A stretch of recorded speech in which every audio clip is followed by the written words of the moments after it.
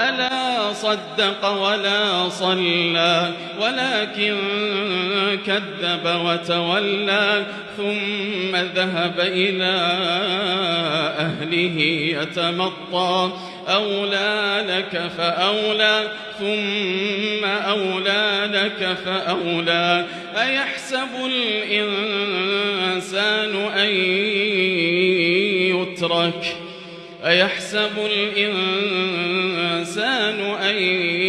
يترك سدى ألم يك نطفة من مني يمنى ثم كان علقة